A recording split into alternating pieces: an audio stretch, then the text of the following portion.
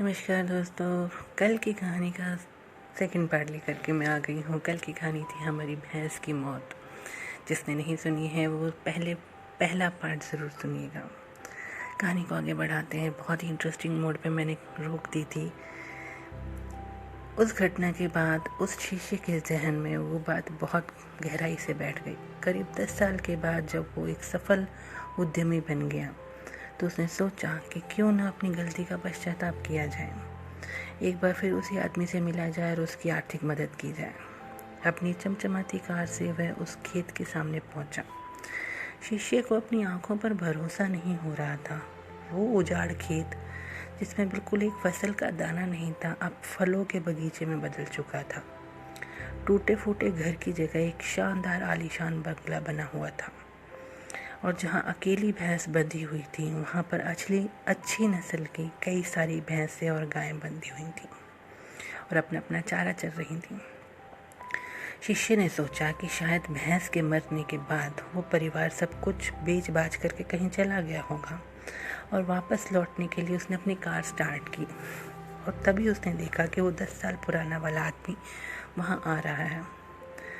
शायद आपने मुझे पहचाना नहीं, सालों पहले मैं आपसे मिला था, शिष्य ने उस आदमी की तरफ बढ़ते हुए कहा। नहीं, ऐसा नहीं है, मुझे अच्छी तरह से याद है। आप और आपके गुरु यहाँ आए थे, कैसे भूल सकता हूँ उस रात को। उस रात ने तो मेरा जीवन ही बदल दिया। आप लोग बिना बताए चले गए, पर उसी रात को न जाने कैसे हमारी भैंस भी चट्टान से गिरकर मर गई। कुछ दिन तो समझ ही नहीं आया कि क्या करें, पर जीने के लिए कुछ तो करना ही था। सो लकड़ियाँ काट कर बेचने लगा। उससे कुछ पैसे हुए तो खेत में बुआई कर दी। सो भाग्य से फसल अच्छी निकल गई और बेचने पर जो पैसे आए उससे फलों के बगीचे लगवा दिए। ये काम अच्छा चल पड़ा और इस समय मैं आसपास के 1000 गांवों में सबसे बड़ा फल व्यापारी हूँ। सचमुच ये सब कुछ ना होता अगर उस भैंस की मौत ना हुई होती। लेकिन ये काम आप पहले भी कर सकते थे, शिष्य ने आश्चर्य से पूछा। आदमी बोला, बिल्कुल कर सकता था, पर तब जिंदगी बिना उतनी मेहनत के आराम से चल रही थी। कभी लगा ही नहीं कि मेरे अंदर इतना कुछ करने की काबिलियत है।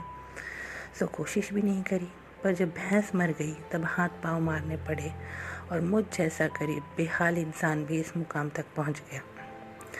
आज शिष्य अपने गुरु के उस निर्देश का असली मतलब समझ चुका था और बिना किसी पश्चाताप के वापस लौट रहा था। सो फ्रेंड्स, सोचिए, कहीं आपकी ज़िंदगी में भी तो कोई ऐसी भैंस नहीं है जो आपको एक बेहतर ज़िंदगी जीने से रोक रही है।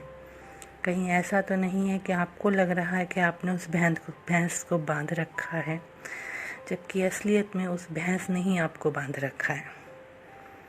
और अगर आपको ऐसा लग रहा है तो आगे बढ़िए, हिम्मत कीजिए, अपनी रस्सी को काटिए और आज़ाद होइए।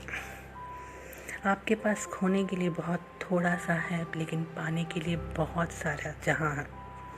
जाइए और उसे पा कर के दिखाइए कि आप सब कुछ कर सकते हैं। इकोनॉमिक्स में एक बहुत मशहूर कहावत है, हर एक चीज़ में जोखिम लेना ही पड़ता है। The more you risk the more you gain, the less you risk the less you gain.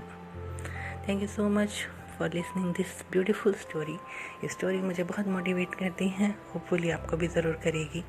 मिलती हूँ आपसे एक नई कहानी के साथ, तब तक के लिए नमस्कार।